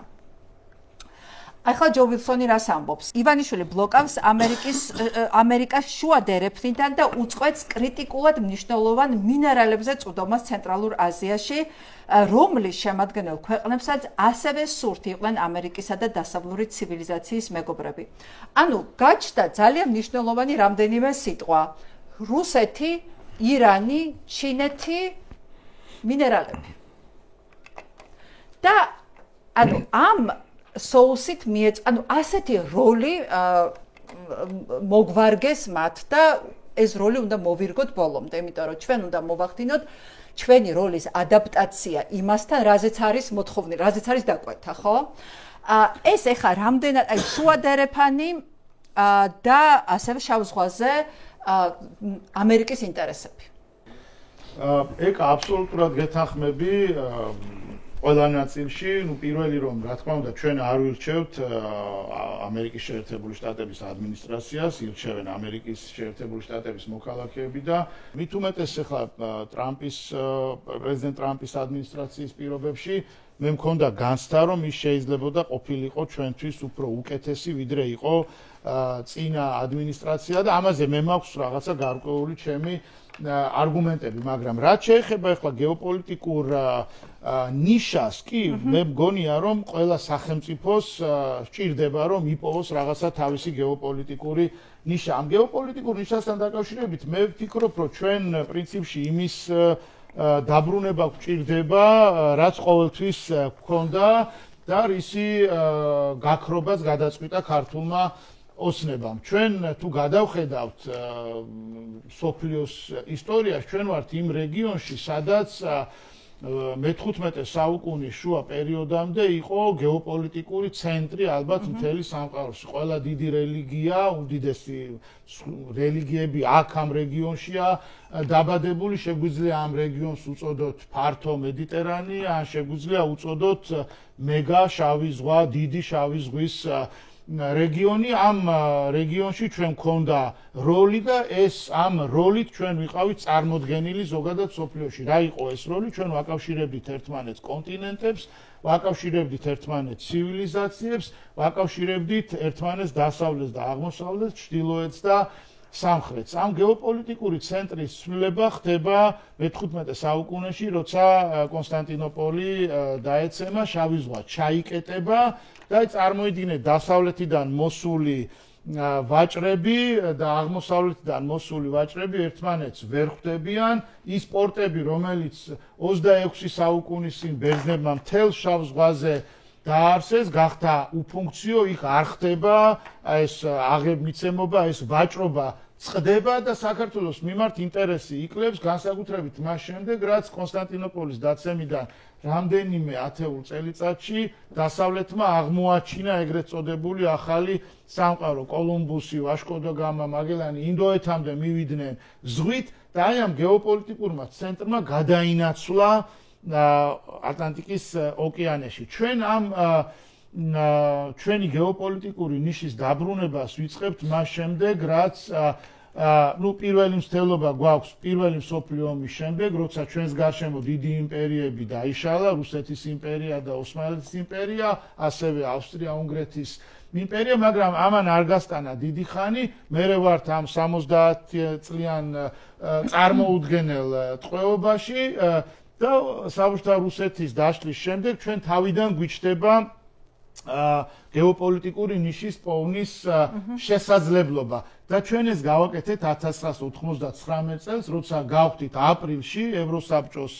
წევრი, მე ვარ ქართველი, მაშა სადამ ევროპელი, როდესაც ევროპამაც აღიარა, რომ ჩვენ ევროპული ცივილიზაციის ნაწილი ვარ და ევროპული სახელმწიფო ვარ და გაგვეხსნა ამით გზა ევროპის კავშირისკენ და ევროატლანტიკური სტრუქტურებისკენ და იმავე წლის ნოემბერში, როცა იმავე ქალაქში, სადაც ჩვენი გეოპოლიტიკური მნიშვნელობა დავკარგეთ, ეუთოს სამიტზე მოხდა უმნიშვნელოვანესი რამ, რუსული ბაზების დახურვის საკითხი გადაწყდა საქართველოში და აგრეთვე გადაწყდა ის დიდი ეკონომიკური პროექტები, რომლითაც ჩვენ სოფლიოში რუსაზე ისევ ბრუნდებოდით.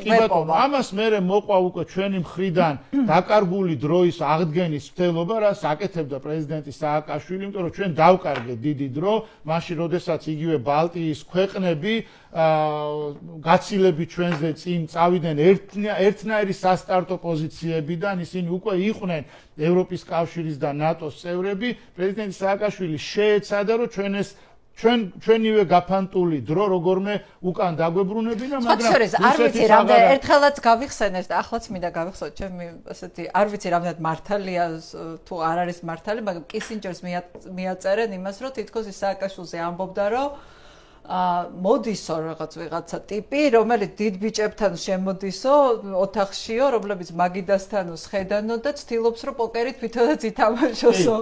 ხო, იმიტომ რომ ეს არის ზუსტად, ანუ ის რაც ქონდა სააკაშვილს, ეს იყო გადარჩენის ინსტინქტი, როგორ გადაარჩინო ქვეყანა, ამოიყვანო რაღაცა აბსოლუტურად მივიწყებული ჭაობიდან, გახადო ის რაღაცა მოციმციმე წერტილი, რომელსაც ყველა ხედავს და ყველა სჭირდება. მე გეტყვი რომ დიდი ბიჭი იყო ის თვითონაც, დიდი იყო რა არის, დიდი ბიჭი იყო იმ შემთხვევაში, რა შემთხვევაშიც ის შედიოდა და არა, იმიტომ რომ ნუ ახლა ამ შემთხვევაში დიდი ქვეყნების ლიდერები არიან. სააკაშვილზე ვიტყვი რა, იმიტომ რომ სააკაშვილის შეფასებისას მნიშვნელოვანია ხა რაც ახსენე ქართული გადმოსახედიდან, ხო, საუკუნეების განმავლობაში ამბიციური ქართველი რო იბადებოდა, გამოდიოდა რაღაც ასპარეზზე, ხდებოდა რომ არ ყოფნის რა ეს საქართველოს მასშტაბი, ზოგი მიდიოდა ირანში, ზოგი მიდიოდა ოსმალეთში, ზოგი მიდიოდა რუსეთში, როგორც სტალინი, როგორც შევარდნაძე და სხვა, ხო? გენერლებიც მათ შორის ახლა. იქ ხდებოდა დიდი კაცი და ჩვენ ქართველობას რო ვიხარ, უნდა ვთქვათ რომ ის იცი და ის სინამდვილეში ქართველი იყო და ხა არ მახსენდება ბოლო ასწლეულებში ადამიანი, რომელმაც სოფლიო სახელი მოიხვეჭა საქართველოთი. ქართველი, რომელმაც საქართველოთი შეძლო აი ამ თუნდაც აი ამ დიდ ბიჭებთან შესვლა და პოკერის თამაშის ცდელობა, ხო? ეს დასაფასებელია და ეხა ეს მისი პირადი მიღწევა ხო არ არის მარტო. ანუ საქართველოს შეძლო ამითი იმ პოკერის მაგიდასთან დაჯდომა. იმის გარეშე რომ ეთქვა რა წენ ივანიშვილმა განაცხადი გააკეთა, ხო? ჩვენ პატარა სოფელი ვართ და ჩვენი ადგილი უნდა ვიცოდეთო. ეს თქვა ივანიშვილმა და ყველაფერს ასე აკეთებს, რომ საქართველოს იყოს აი ჩაკეტილი, იზოლირებული, იგივე ვიზებზე რა თქვა, ვიზების მენტალობა მისი საიდან იხსნება, ხო? კაცმა თქვა ერთ-ერთ ინტერვიუში, რომ რო გაიხსნა საზღვრები, მერე გაუბედურდა ხალხიო. არანაკლებ დიდი უბედურება იყო ჩვენთვის, რომ გაიხსნა საზღვრები. და ყველა გადის გარეთ და ხედავს როგორ ცხოვრობენ სხვები. ანუ თავისუფლებაში ხედავს საფრთხეს, თავისუფლებაში ხედავს უბედურებას, თავისუფლებაში ხედავს თავისთვის მტერს და 7-8 წელი იჯდა ჭორვილაში და უყურებდა ერთ-ერთ არც თუ მეინსტრიმულ ტელევიზიას.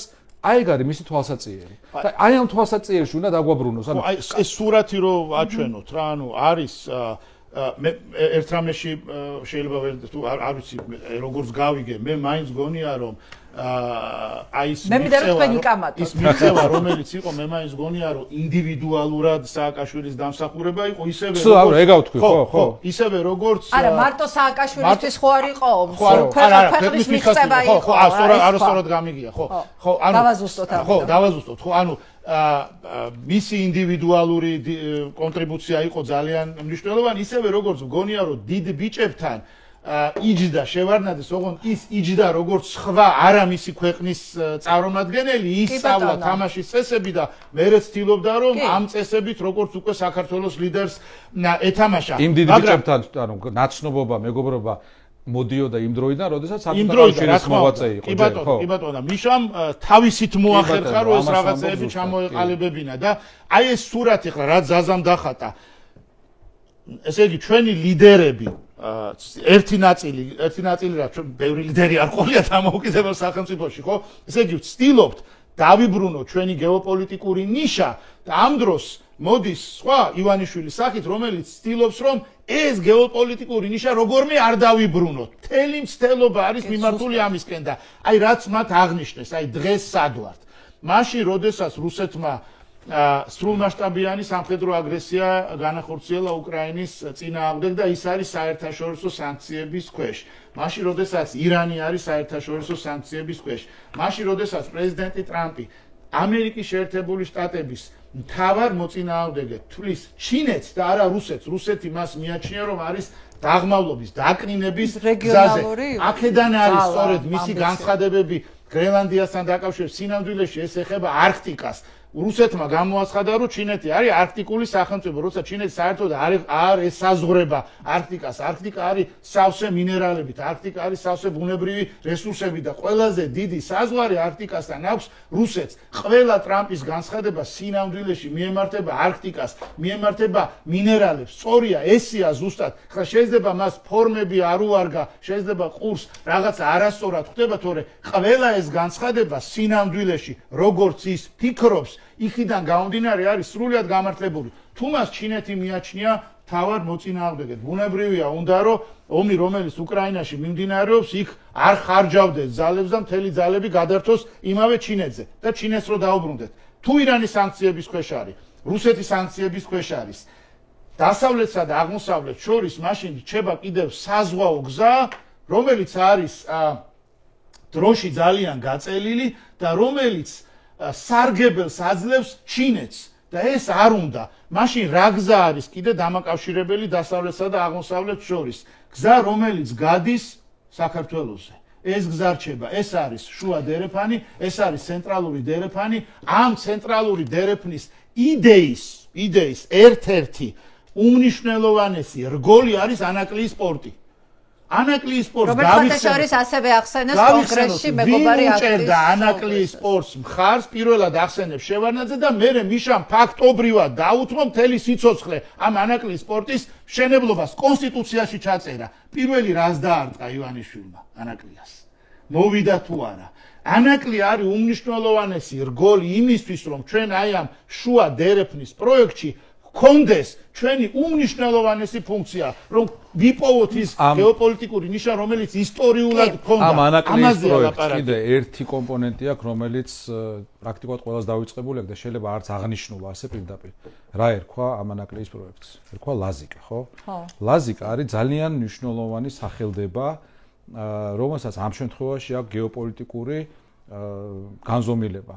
ლაზიკა ეხმიანება თურქეთში მცხოვრებ მილიონობით ლაზს. და ეუბნება რომ შენი სამშობლო, შენი ღუზა, ასე ვთქვათ, აქ არის, ხო? ეს არის რესურსი, რომელიც დემოგრაფიულად საკმაოდ სუსტ საქართველოს სამომავლოდ უნდა მოება. დიახ, ეს იყო ლაზიკა, იმისთვის იყო ეს სახელი, რომ უბრალოდ ლაზიკა ხა ჩემი აზრით ეხნიანება ეგრისის კრებასაც, რომელიც მე-6 საუკუნეში ჰქონდა. მათ შეიძლება მაგასაც ხო, მაგრამ ანუ ეს შემთხვევაში ანაკლია ხო? დასახლებას ქვია ანაკლია. რატო უნდა დათქმევოდა ამას სპორტს ლაზიკა, თუ არა ის, რასაც ახლა ვამბობთ. ეს იყო მომავალზე გათვლილი, ძალიან ჭკვიანური, ძალიან შორს მიმავალი გეგმა, რომელსაც რა თქმა უნდა პირველი ივანიშვილი რა რუსებმა მოუღეს ბოლო ამ ეტაპზე. ეხლა რაც შეეხება გეოპოლიტიკურ მომენტს ევროპა ჩემო ერთი წამი და ევროპა შემოვიყვანოთ, ანუ ევროპა დღეს სხვარი, მე ვთქვი წინა გადაცემაში რომ მეცე გავაკეთებ, მეთქი მომავალ შაბათს, მაგრამ დღეს არ შემეძლო რომ მეგობარ აქ წარ უნდა გამეკეთებინა, მერცზე გავაკეთებ ყველაფერს და თან გავაკეთებ ასეთ კონტექსტში. მერცი ხო, მერცი versus მერკელის მემკვიდრეობა, იმიტომ რომ მათ პირადი კონფლიქტებიც ჰქონდათ ძალიან სერიოზული და ძალიან მნიშვნელოვანია მერცის მემკვიდრეობა როგორი იქნება მერკელის მემკვიდრეობასთან შედარებით. მას შეუძლია მთლიანად ამოატრიალოს ეს მემკვიდრეობა და ამიტომ დიდ გადაცემას მიუძღვით გერმანიას და მოდი შემოვიყვანოთ ევროპა. ხო, ევროპის კონტექსტში მინდოდა ზუსტად გამეგრძელებინა, ვინაიდან ძალიან მნიშვნელოვანი არის ისტორიული მომენტის განცდა. წეგან გიამაც ახსენა, ხანდახან დიდხანს გვიწევს ხოლმე ლოდინი, ხო? ლოდინი შეიძლება 10 წლეულობით ელოდო რაღაც ფანჯრის გახსნას და ის ფანჯარა თუ დაიკეტა, მერე შეიძლება კიდევ 10 წლეულობით აღარ გაიხსნას. როდესაც საუბარი მიდის ხოლმე ჩვენს გეოპოლიტიკაზე და ახლა ოცნება ამას ცხადია, სათავისოდ იყენებს ძალიან ბოროტად, როდესაც აი ყველა დასავლურ სისუსტეს ნატოს მიერ შეუსრულებელ დაპირებას არ დავარქმევ, მაგრამ რო გეუბნებიან რომ კარი ღია და მე ეს მართლა ნაძირლები რომ ცინიკურად ამბობენ რომ გავცივდებით ამ ორ პირ ქარში და ასე შემდეგ, იმის მაგივრად რომ ყველაფერს აკეთებდნენ რომ გავწევრიანდეთ, ხო? მნიშვნელოვანი არის ის რომ ხო, ამ დროს არ არის, მაგრამ ნახე, არის ორმხრივი მოძრაობა. იცვლება მენტალობა თვითონ ევროპაში. როდესაც ახალგაზრდებთან საუბრობთ ხოლმე ამ თემაზე, ხშირად მისაუბრია, აი 1938 წლის ცნობილი მიუნხენის შეთანხმება, რომლის შედეგადაც ჩეხოსლოვაკია წაიღო, ჯერ სუდეტები და მერე მთელი ჩეხოსლოვაკია წაიღო ჰიტლერმა. მაშინ როგორ ჩავიდა, როგორ დაბრუნდა ნევილ ჩემბერლენი ბრიტანეთში. თქვა რომ მე შევინარჩუნე ევროპაში მშვიდობა და რო კითხეს ჩეხოსლოვაკიაზე, თქვა რომ ეს არის შორეული ქვეყანა, რომლის შესახებაც არაფერი გაგვიგია. ხა რუკას რო დავხედოთ, ჩეხოსლოვაკია აღმოსავლეთ ევროპაც არ იყო, ხო, მაშინ ეს ჩეხეთი და სლოვაკეთი, ცენტრალური, გაგანია ცენტრალური ევროპაა, ყველა მხრიდან, მაშინ გერმანია. ოღონ ზაზა, რო აი აქ მნიშვნელოვანი ბოდიში ცოტა ლირიული გადახვევით, მაგრამ არ შემიძლია რო არ თქვა, მაშინ რო ებრძოლა ჩეხეთს უდეტისთვის და ესე არ დანებებოდა გერმანიას შეიძლება ანუ როგორ მოქცეულიყო როგორც უკრაინა შეიძლება სხვა როგორც მოვიქცეთ ჩვენ 2008 წელს ხო ამაზეც მიდის დისკუსია თვითონ ჩეხეთში სხვადასხვა ესე შეიძლება ესე არ განვითარებულიყო მოვლენები და მეორე მსოფლიო ომი ასეთი მასშტაბის არ ყოფილიყო. ხო, მაგაზე ცალკე გადაცემა შეგვიძლია, მაგრამ მართლა ძალიან ჰიპოთეზაა, რასაკვირველია, მაგრამ ნუ ფაქტიც არის არ უბრძოლია. მაგრამ ნუ მან როცა არ იბრძვი, მე არავინ არ გაცემა ყურადღებას. ხო, არსებითად მინდა მაინც მენტალურ ცვლილებას გავუსვა ხაზი, რომ როგორ აღიქვამდა მაშინდელი დასავლეთი ევროპა და მსოფლიოს წამყვანი ქვეყნები, ამ შემთხვევაში დიდი ბრიტანეთი, როგორ აღიქვამდა ჩეხოსლოვაკიას. ეს არის შორეული ქვეყანა, რომელსაც არავინ იცნობს. ამიტომ დიდი ამბავი შევეშვათ, ხო? ეხლა ჩვენ დაგვიდგა ის მართლა სანატრელი მომენტი და გიამაც ახსენა, მე ხშირად ვახსენებ, რომ ჩვენთვის ტრაგიკული თარიღი არის ის, რაც მაგალითად თურქეთისთვის არის ერთ-ერთი მთავარი აღსანიშნავი თარიღი, რაც ჩვენთვის არის კონსტანტინოპოლის დაცემა, მათთვის არის სტამბოლის აღება, ხო? სხვანაირად უყურებენ ამ მოვლენას. ჩვენთვის კონსტანტინოპოლის დაცემა იყო დასავლეთთან აი იმ კავშირის გაწყვეტა, რომელმაც ასწლეულობის განმავლობაში ჩვენ მოგწყვიტა ჩვენს ცივილიზაციურ სახლს, ხო? ეხლა არა მხოლოდ დაბრუნდა ეგ ფანჯარა, არამედ გერმანელი პოლიტიკოსები გამოდიან. ანუ ყველაზე უფრო სკეპტიკურად განწყობილი პოლიტიკოსები გამოდიან და გეუბნებიან, რომ ევროპა არის ლისაბონიდან თბილისამდე. ამის წარმოდგენა 10, 15, 20 წლის წინ შეუძლებელი იყო, ალბათ გიჟად ჩაქვდნენ, რომ გეთქვა, რომ აი გამოვა ევროკომისიის პრეზიდენტი და იტყვის, რომ ლისაბონიდან თბილისამდე ევროპაა და მეორე გერმანელი გამოვა და იტყვის, რომ ევროპის დედაქალაქი არის თბილისი. ეს რეალობა გვიდგას დღეს ჩვენ და ამისი აი ამ ფანჯრის გამოუყენებლობა არის ისტორიული დანაშაულია. ეს ღალატთა ღალატია. ეს არ არის უბრალოდ რაღაც პოლიტიკური კორუფციის გულისთვის, ვიღაც ზარქუების და წილოსანების მიერ არასწორი გადაწყვეტილებები. ეს არის აი თაობების ღალატია. ეს ჩვენ თუ ვერ გამოვიყენებთ, მართლა აწლეულობის შეიძლება თაობების ევროკავშირის ელჩმა დღესაც თქვა რომ თუ გაფართოების ამ ციკლმა ჩაიარა უთქვენოთ მე შეიძლება საერთოდ შეიცვალოს კონტექსტი და რუკას რო დავხედოთ კიდევ ერთხელ, ხო, რუსეთს რა უნდა? რუსეთს უნდა მინიმუმ რო ის 5 რეგიონი ყირიმის ჩათვლით შეინარჩუნოს და რო დავხედოთ ამ ვითარებაში რუკას, ესე იგი დასავლეთს ეუნებიან, აი დაუდებენ, ხო, აი შეხედეს მაო, აი შავ ზღვაზე აქ ჩამოუსვათ ხაზი. საქართველოს იქით არის. ეტყვიან რომ აი ამას გაანებენ რა თავი. ის 3+3 ფორმატიც ამოიქოქება და შევლენ რაღაც ეტაპზე თუ ესენი დარჩნენ. ამორიცხულია რომ არ შევიდნენ. დღეს რაღაცას ებღაუჭებიან რომ ბოლომდე მოღალატის იარლიყი არ აეწებოთ, თუმცა არ ვიცი ამაზე მეტი რაღა უნდა გააკეთონ, მაგრამ ეს არის რუსეთის მიზანი, რომ სუფთა გეოგრაფიულად დასავლეთს უთხრას, რომ აი შეხედე შავ ზღვას, ამის აქეთ მე ვარ. და თუ მათ შეძლეს რომ უკრაინაში ეს 4 რეგიონი და პლუს ყირიმი დაიტოვეს, მაშინ ძალიან მაღალი ალბათობა იქნება იმისა, რომ ჩვენ რაც არ უნდა გავაკეთოთ და რაც არ უნდა მეგობარი აქტი იყოს, ხანგრძლივი დროით შეჩერდეს საქართველოს სვლა დასავლეთისკენ. არ ვიცი ეს რამდენი ხანი იქნება, იმედი მაქვს რომ ეს პესიმისტური პროგნოზი არ გამართლდება, მაგრამ ეს არის ჩვენი მტრის მიზანი, რომლის საცეცი საქართველოში არის ივანიშვილის რეჟიმი. მე მგონი არ გამართლდება და რატომ მგონი არ გამართლდება, მაგაზე ვეღარ პროგნოზი არა, ვერსია. ეკამ ახსენა. მინდა მიყვარს მე ოპტიმისტი ხალხი. რუსეთის სრულმასშტაბიანმა აგრესიამ რა დაანახა დასავლეთს, განსაკუთრებით ევროპის კავშირს, რომ არ არსებობს ევროპის კონტინენტის უსაფრთხოება შავი ზღვის უსაფრთხოების გარეშე. არ არსებობს შავი ზღვის უსაფრთხოება საქართველოს გარეშე. აი რომ კითხულობდი ეკა, რატომ უნდა აინტერესებდეს სიტყვაზე და ხა ჩვენ რო გვაინტერესებს გასაგებია, ჩვენ გვაინტერესებს, იმიტომ რომ გვინდა უსაფრთხოება, გვინდა კეთილდღეობა, გვინდა დაცულობა.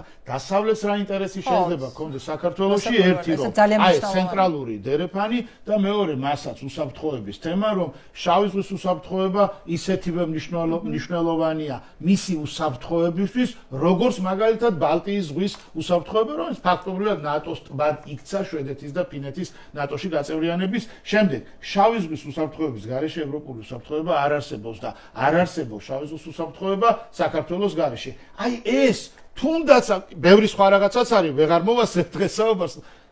ყველაზე მთავარი შეიძლება ის არის, რომ იდენტობრივი თანხwebdriver ჩვენ ზუსტად იმ ღირებულებების გამზიარებელი და მატარებელი ხალხი ვართ, რაზეც დგას დასავლური ცივილიზაცია. შენ თუ არ ხარ დასავლეთი, რატომ უნდა აინტერესებდე დასავლეთი? აი ადამიანურ დონეზე შენ თქვი, შენ ხომ არ იმეგობრებ ისეთ ადამიანთან, რომელთანაც შენ არ გაქვს ღირებულებითი თანხwebdriver. ხო, მათ შორის კულტურულიც ძალიან რთულია, ხო, არ იმეგობრებ, თუ ვიღაცა გეუბნება, რომ ხო, კაცის ყლა კარგია, ვერ იქნება ეს შენი მეგობარი, ხო, იმიტომ რომ შენ სხვა პრინციპებზე, სხვა ფასეულობებზე დგახარ, ხო? ესეც მნიშვნელოვანია. ეს საკმარისია იმისთვის, რომ ჩვენ აი ამას უნდა ჩამოვეკიდოთ და იმას კი არ უნდა ვამბობდეთ, რომ ლანძღავდეთ აქედან და თან რაღაცა წარმოუდგენელ რაღაცებს ვამბობდეთ, სილს წამებდეთ ჩვენს პარტნიორებს, ჩვენ უნდა ვარწმუნებდეთ ყველა ჩვენთაგანი, ვინც ხვდება ევროპელს ან ამერიკელს,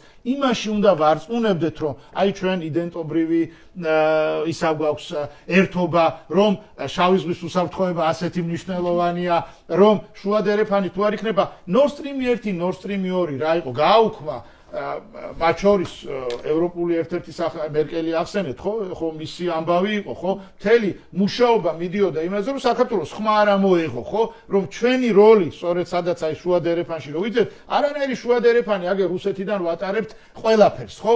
რომ ჩვენ იმაში უნდა ვარწმუნებდეთ, რომ Nord Stream 1 და Nord Stream 2 კი არა, აგერ ორ ზღვას შორის ჩვენ ვართ და მოდი აი ეს ავაგო ცენტრალური აზია, კასპიის ზღვა, საქართველოს შავი ზღვა და კი ბატონო და იქიდან აქეთ პირიქით, ხო? შენ წეღან ახსენე ეკა, აი 38 წელი ჩეხეთს რო ებრძოლა, ну, მე ვთქვით რაღაც ცოტა სპეკულაციური ასეთი საკითხის ასე დაყენება, მაგრამ აი იგივე ხაზი რო გავაგზავნოთ, ხო? მაგალითად ჩემი ხშირად მიფიქრია რა, რომ ჩვენთან რო არ მომხდარიყო ირაკლი ყობახიძის მამის მონაწილეობით, მაგალითად 1991-12 წლებში სახელმწიფო გადატრიალება, შეიარაღებული გადატრიალება. საქართველოს აუცილებლად იქნებოდა 2004 წელს ევროკავშირის გაფართოების ნაწილი. იქნებოდა როგორც ლიეტუვა, ლატვია და ესტონეთი შევიდნენ ყოფილი საბჭოთა რესპუბლიკები, ჩვენ შევიდოდით, იმიტომ რომ 91 წელს ეკონომიკურად ბულგარეთს მაინც მივებმებოდით უკვე ეკონომიკურად ჩვენ ვიყავით ისევე განვითარებული არ მეტად, ვიდრე ზოგიერთი სამხრეთ ევროპის ქვეყანა მასში, ხო? აი რა მოგწა იმან, რომ აი რუსეთმა აგვრია, ცოტა პროპაგანდით, ცოტა რაღაც ქართველი რაზეც ტრიგერდება იმ ღირსების თემით, ვითომ დიქტატურის თემით და ასე შემდეგ, სხვადასხვა ეს კიდე ცალკე თემაა, ხო, აი მახსოვს 2007 წელს სააკაშვილის ერთ-ერთ მიტინგზე უცებ ჩაუშესკუ რო დაუძახეს და ფიქრობ რომ კაცო და გამახსენდა ამინთო რა რომ გამსახურდიასო ჩაუშესკუს ეძახდა. ახლა ჩაუშესკუს 10,000 მისყავდა ადამიანი ზოგი გაქრობილი, ზოგი მოკლული, ანუ მართლა დიქტატორი იყო და რა ჩაუშესკუ ხა ან ერთი ან მეორე ხო აბსურდი იყო, მაგრამ აი ესე მუშაობდა მტერი და გაგვამაზინა ასე თქვა, წაგვართვა ცხოვრების 10-12 წელი და არა მხოლოდ 12 წელი, ანუ ევროკავშირში ვერ შევედით 2004 წელს. ნატოში შეიძლება შევსულიყავით 2004 წელს, ხო? ანალოგიურად. კი, იმიტომ რომ არის გაფართოებების რაც ციკლებია, ხო? ესე ანუ ეხლა ეს ეს თუ ვერ გადავაგორეთ რომ სააკაშვილი ცდილობდა რომ დაწეოდა დროს რომელიც აი მაგიტომ მინდა რომ გავაცნობიეროთ აი ამ მომენტის მნიშვნელოვნება. კი ბატონო და ბოლოს მინდა აი ეს კაცი გაუმარჯოს დავდილად დაასხით. თუ ესე იგი მოვიშორეთ ის კაცი ამ კაცს ექნება ძალიან დიდი დამსახურება პირადად. ეს კაცი არის თან ძველი ტიპის რესპუბლიკელი, რეიგანის ტიპის რესპუბლიკელი და ეს არის კაცი რომელმაც იცის რა არის საბჭოთა კავშირი, იცის რა არის რუსეთი და ყოველგვარი ილუზიებისგან არის დაცლილი, ხო? იმიტომ რომ თანამედროვე ახალ რესპუბლიკელებში საკმაოდ ძლავრად არის იზოლაციონისტური ფრთა წარმოდგენილი, რომლებიც გვეუბნებიან რომ აი ჩვენ თუ ჩვენ თავს მივხედავთ, არ იქნები უკეთესად. ანუ ჯობია შენი ინტერესები დაიცვა კავკასიაში, ვიდრე ნიუ-იორკის მისადგომებთან. და ტრამპისტია ეს კაცი რეიგანისთან ერთად და კარგი ჰასტუხი უკეთია ახლა ამ ფოტოზე გადიდებულს რო ვაღებ, მაგრამ სხვების დამსახურებაც ალბათ უნდა ვთქვათ, საქართველოს ჯონ მაკეინის შემდეგ იყო რაღაცნაირად მიტოვებული ზუსტად. სწორად ითქვა რომ როცა ამდენი ხა ინდოეთი და პაკისტანი აგერ ბირთვული სახელმწიფოებია ერთმანეთს ესროლეს. აქ ეს ბუდმივი პრობლემა ახლო აღმოსავლეთში უამრავი პრობლემაა მსოფლიოში და ეხლა ჩვენ 35 წელი ჩვენი პრობლემები ცოტათი გადავღალეთ კიდეც სამყარო, ხო? ჩვენ მაკეინის შემდეგ გვჭირდებოდა ისეთი ადამიანი, ვინც იქნებოდა ჩვენი აი რაღაცა კოზის ჩემპიონი, ხო? ვინც აიღებდა ჩვენს თემას და აი იმიტომ კი არა. აქ უნდა ვახსენოთ შაჰიდი და რიშიც, რომლებსაც ძალიან დიდი წვლილი მიუძღვით საქართველოს ხარდაჭერაში. ორივე ძალიან გავლენიანი სენატორი. კი, და სენატში ნახავთ რიხინით გავა ეს ამბავი, და იქ არის რიში და მე მაგალითად სულ ამას ვეუბნებოდი ხოლმე, რომ აი ეხლა საქართველოს ვისაც და ვისთან ერთადაც ყოფილვარ ასეთ შეხვედრებზე, ყველა დამემოწმება. მაკეინის შემდეგ ეს არის მიტოვებული საქმე.